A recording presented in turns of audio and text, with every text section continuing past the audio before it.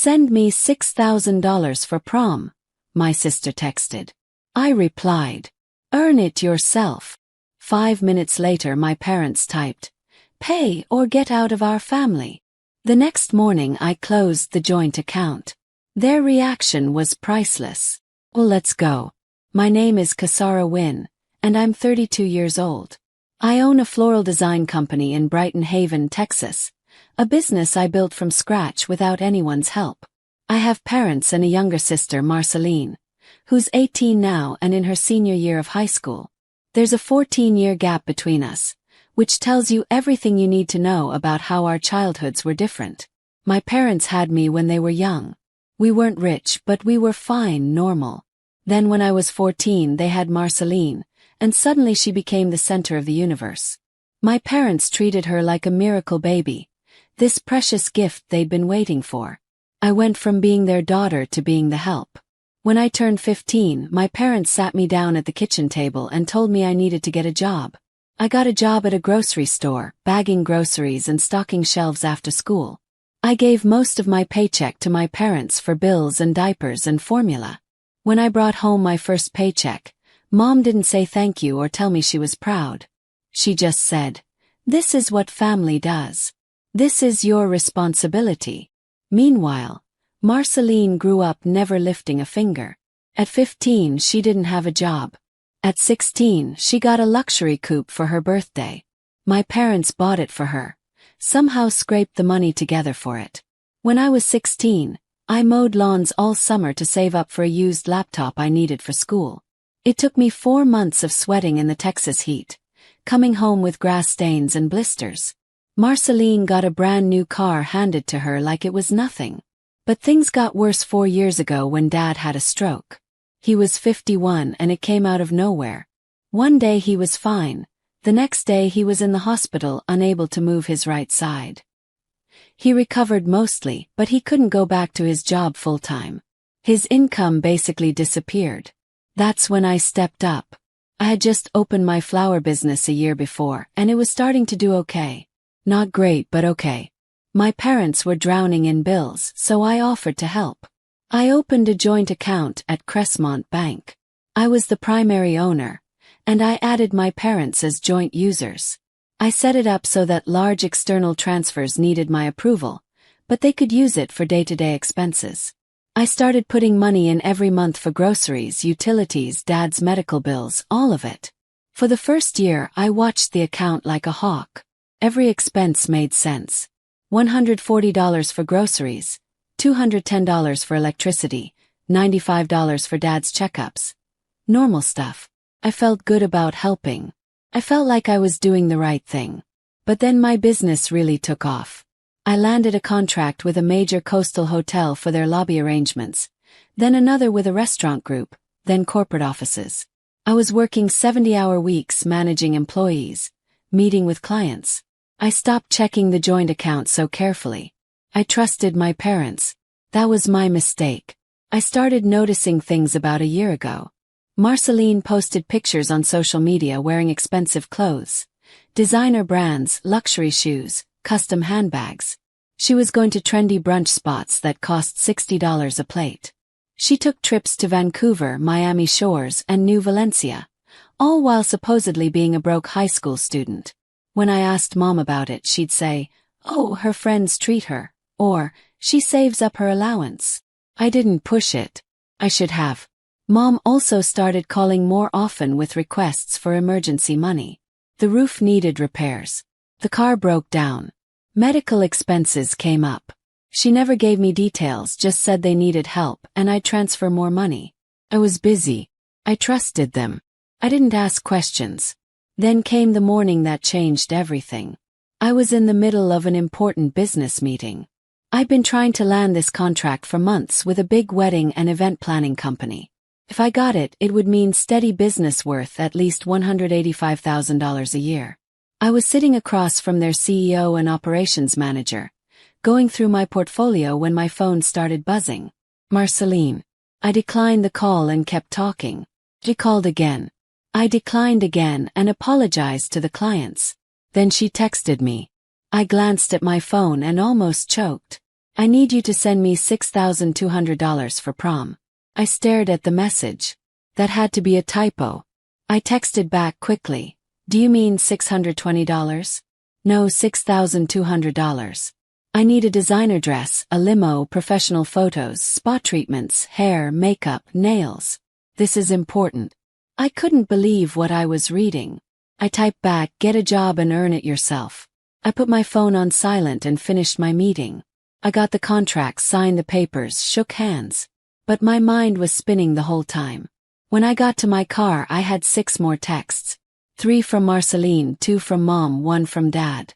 Mom's text said, Marceline worked hard all year. Don't be selfish. You can afford this. Dad's text said, paying for your sister's prom is the right thing to do. Don't disappoint us. Marceline had left me a voicemail. I listened to it.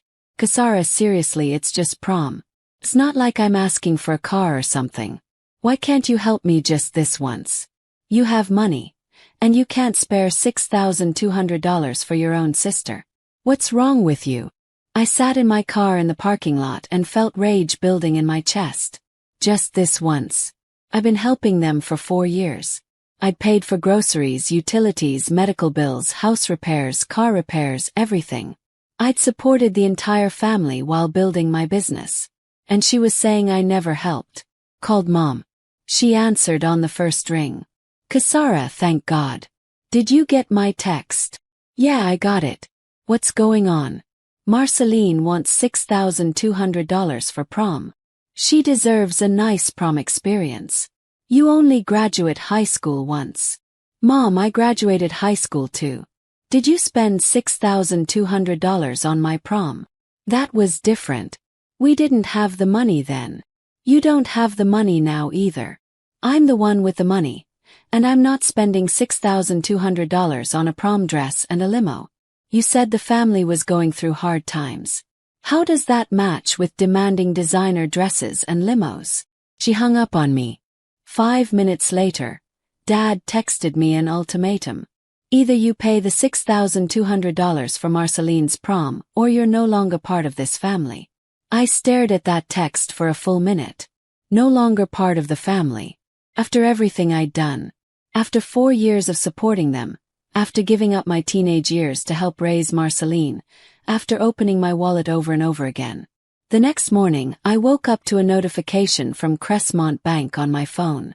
It was 7 a.m. and I was still in bed. External transfer request for $6,200 requires primary account holder approval. Someone had tried to transfer $6,200 out of the joint account. The transfer was pending, waiting for my authorization. They'd actually tried to take the money without asking. They'd gone behind my back and attempted to drain the account. Called Mom.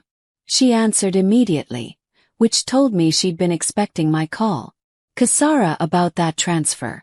We needed to move some money for bills and repairs. Just approve it and we'll explain later. Bills and repairs or Marceline's prom. Silence. Mom, tell me the truth. Fine. It's for Marceline's prom. She needs this, Kasara. Just approve the transfer. No. I'm not approving it. I hung up and got dressed. I needed help, and I knew exactly who to call. I needed help, and I knew exactly who to call. Jalen Merrick was a friend from college who'd become a lawyer. We'd stayed in touch over the years, and I trusted him completely. I called him on my drive to his office. I need your help looking at some bank records. I think my family's been stealing from me. Come to my office. Bring everything. 2 hours later, we were sitting in his conference room with 4 years of transaction history from the joint account spread across the table. Jalen had his laptop open, running through the charges one by one. Okay, he said, typing. Let's see what we've got. We started going through it. At first, everything looked normal. Grocery stores, utility companies, medical offices. But then Jalen started flagging things. Everly and Company. $3,450. Silverton Boutique. $1,920. Another Silverton charge. $2,060. Skyline Travel Agency. $4,900. Another travel agency. $3,750. My stomach dropped. Jalen kept reading. Credit card payments. Looks like they were paying off credit cards using your account. Multiple charges. We went through the entire 4 years, every single transaction. When Jalen finished calculating, he looked at me with disbelief. Kasara, they spent over $82,000 of your money. And based on these descriptions, almost none of it was for household expenses. I felt like I'd been punched in the gut. $82,000. That was more than I'd made in my first 2 years of business. That was a down payment on a house. That was everything. All those emergency calls, I said slowly. All those times Mom said they needed money for repairs or medical bills. They were lying. Looks that way, Jalen said. They were funding your sister's lifestyle. Look at the dates. These Silverton charges align with her social media posts. This travel agency charge is right before her Vancouver trip. Felt sick. For 4 years, I'd worked myself to exhaustion. I'd skipped vacations, worn the same clothes for years, lived in a tiny apartment to save money, and they'd been spending my money on designer purses and trips to New Valencia. What do I do? Asked. First, you confront them, Jalen said. Then you close that account. You're the primary owner, so you have every right. I printed out every transaction, every Everly purchase, every Silverton charge, every travel agency booking, every credit card payment. I put them all in a folder and drove to my parents' house. It was 3 p.m. when I knocked on the door. Mom answered, and her face fell when she saw the folder in my hands. Kasara, what are you doing here? We need to talk. All of you. Dad and Marceline were in the living room. I walked in and dumped the folder on the coffee table. Paper scattered everywhere. What is this? Ed asked. That's 4 years of bank statements from our joint account. I went through every transaction with my lawyer. Mom's face went pale. You had no right to violate our privacy like that. Your privacy. It's my money. And you spent $82,000 of it on things that had nothing to do with household expenses. That's not true, Mom said, but her voice was weak. Picked up a paper. Everly and Company, $3,450. What emergency was that for? No answer. Silverton, $1,920. Was that for Dad's medical bills? Marceline rolled her eyes and crossed her arms. This is so dramatic. Dramatic. You've been living off my money for years while I worked myself to death. Every emergency Mom called about was a lie. You weren't paying medical bills. You were buying designer clothes and funding vacations. Dad stood up. We raised you. You owe us this. It's the least you can do. I owe you. I've been supporting this family for 4 years. I gave up everything to help you, and you turned my help into an obligation. Mom stepped forward. Everything we did was for Marceline. She deserves a good start in life. She deserves better than what we could give you. There it was. The truth. Marceline deserved better than me. She always had. It's just money, Marceline said with a shrug. Why are you making such a big deal out of this? I looked at her. This spoiled 18-year-old who'd never worked a day in her life, who thought $82,000 was just money. It's not just money, I said quietly. It's 4 years of my life. It's every hour I worked. It's every sacrifice I made. And you turned it into an entitlement. Kasara, Dad started. I'm done. I'm not giving you another cent. Not for prom, not for college, not for anything. I walked out while they shouted after me. Selfish. Traitor. Ungrateful. I heard it all. I drove home, called the bank, and closed the joint account. As the primary owner, I had that right. The bank canceled my parents' access, froze their cards, and transferred the remaining balance back to my personal account. Then I sent one final text to the family group chat. The joint account is closed. Don't contact me again. I blocked all their numbers. Mom, Dad, Marceline, every one of them. For the first time in 4 years, I felt like I could breathe. The next day, I was working in my shop when I heard banging on the front door. Loud, angry banging. I looked through the window and saw my parents standing there. I didn't open the door. I just turned up the music and kept working on a centerpiece arrangement. They banged harder. I could hear Dad shouting through the glass, but I couldn't make out the words over the music. Mom was yelling too. They stood there for 20 minutes before they finally gave up and left. Then the calls started. Not from them since I'd blocked them, but from relatives. Aunt Helene called first. "Kasara, your mother told me what you did. How could you abandon your family like this?" Aunt Helene, they spent $82,000 on designer clothes and vacations while telling me it was for medical bills. They lied to me for 4 years. Silence. I didn't know that. Now you do. Please don't call me about this again. Uncle Ray called next. Then Aunt Serena. Then my cousin Blake. My mother had called everyone in the family with her version of the story. In her version, I was the ungrateful daughter who'd cut off her struggling family over a small disagreement. I told each of them the truth. I explained the joint account, the $82,000 in fraudulent charges, the lies about emergencies. Some of them apologized. Some of them didn't believe me. I asked all of them not to bother me anymore. After a week, the calls stopped. I changed my locks just in case my parents still had a key. I installed a smart doorbell so I could see if they showed up again. They didn't. Life got quiet, peaceful, strange. Life got quiet, peaceful, strange. My business kept growing. Without the constant financial drain, I actually had money to invest back into the company. I hired 2 more employees. I bought a new delivery van. I upgraded my equipment. I started sleeping better at night. I didn't hear anything from my family for 3 months. Nothing. Total silence. And honestly, it was the best 3 months I'd had in years. Then my cousin Malcolm called.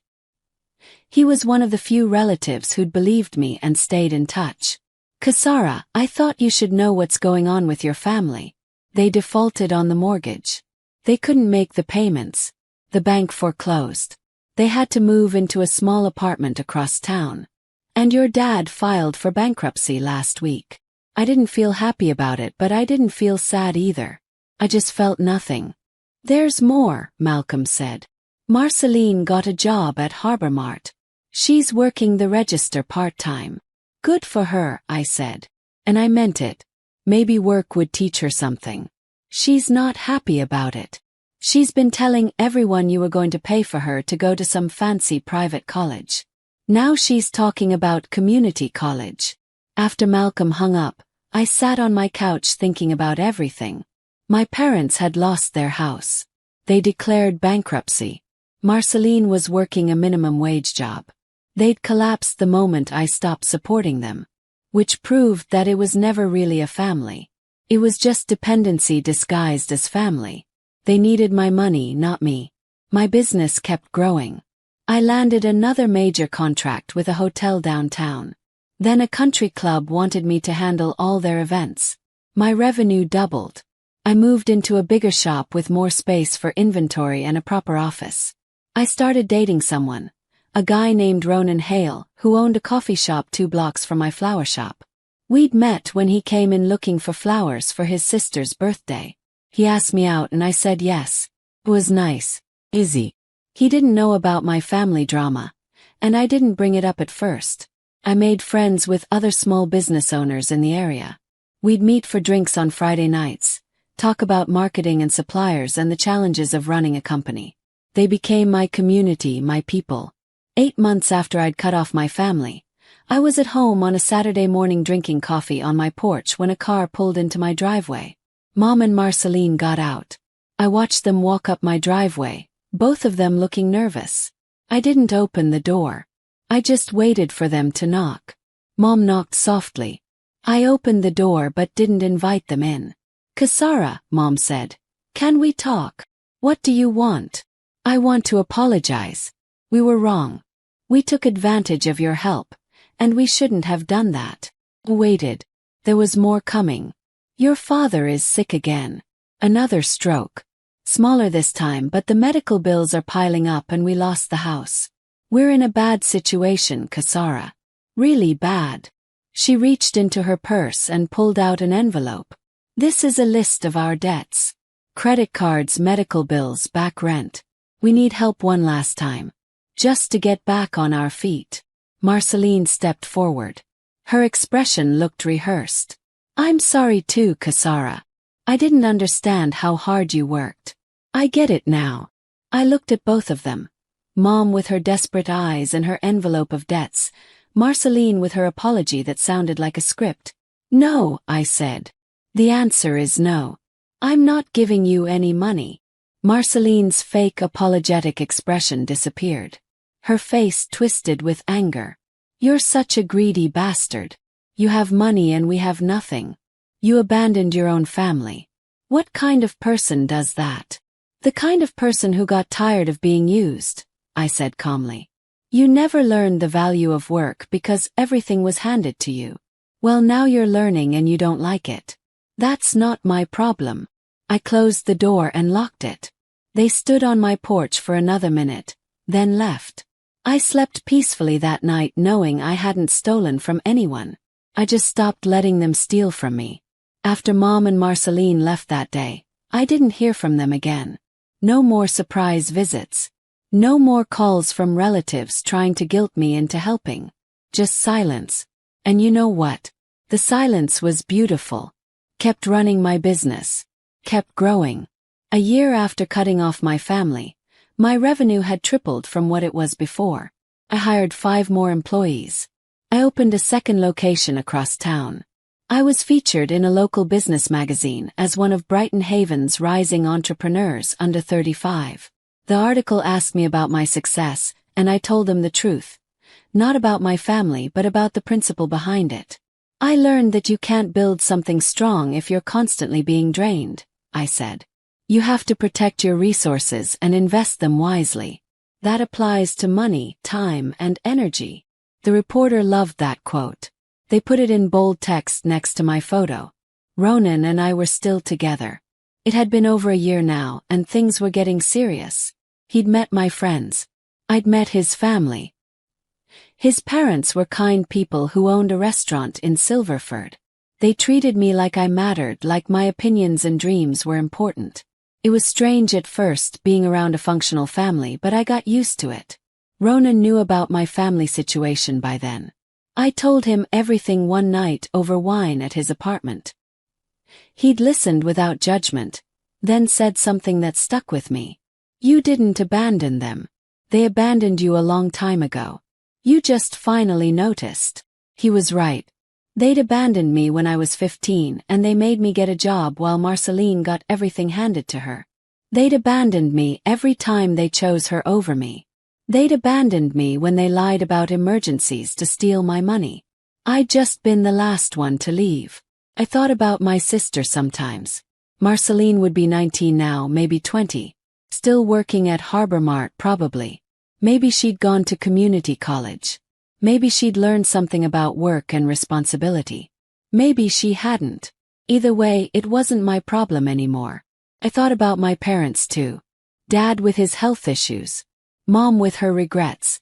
Part of me felt bad for them. They were older, struggling, probably scared about their future. But then I remembered the $82,000. I remembered every lie, every manipulation, every time they made me feel guilty for not doing enough when I was already doing everything. And the guilt disappeared. People asked me sometimes if I regretted cutting them off. Friends, acquaintances, even some of my employees who knew bits of the story. They'd say things like, "But they're your family. Don't you miss them?" The answer was always the same. No. I didn't miss the constant stress. I didn't miss the emergency phone calls. I didn't miss feeling guilty all the time. I didn't miss being invisible except when they needed money. What I'd lost wasn't a family. It was an obligation disguised as love. What I'd gained was peace. Real actual peace. I woke up every morning without dread. I checked my bank account without anxiety. I made plans without worrying about who would need money that month. 2 years after cutting off my family, I bought a house. A real house, not an apartment. 3 bedrooms, a backyard, a garage for my delivery van. I closed on it in March, and Ronan helped me move in. We were unpacking boxes in the kitchen when he asked, "Are you going to tell them about the house?" "No," I said.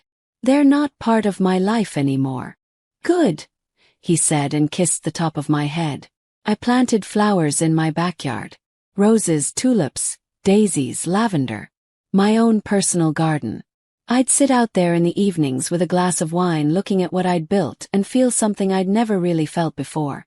Pride. Not the defensive kind where you're trying to prove something to someone. Just quiet satisfaction with who I was and what I'd accomplished. I did it all myself. Nobody handed me a luxury car. Nobody paid my way. Nobody gave me $82,000 to fund a lifestyle I hadn't earned. I worked.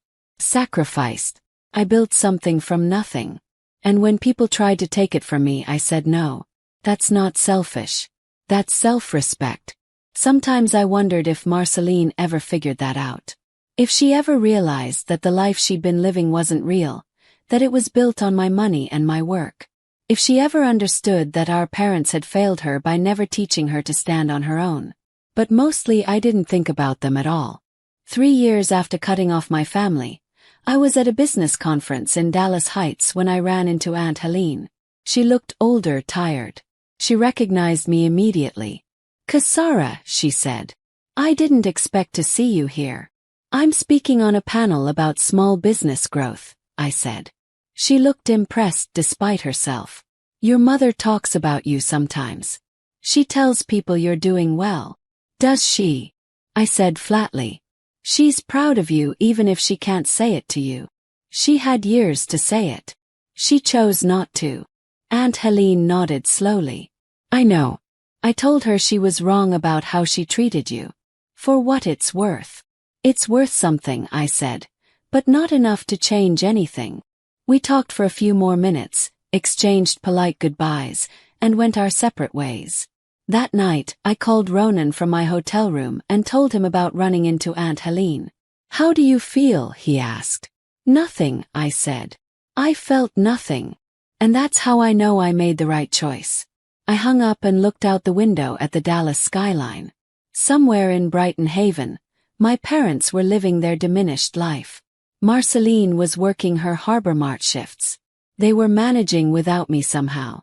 And I was here, speaking at conferences, running 2 flower shops, building a future with someone who loved me. I didn't abandon them. I saved myself. And I'd do it again in a heartbeat.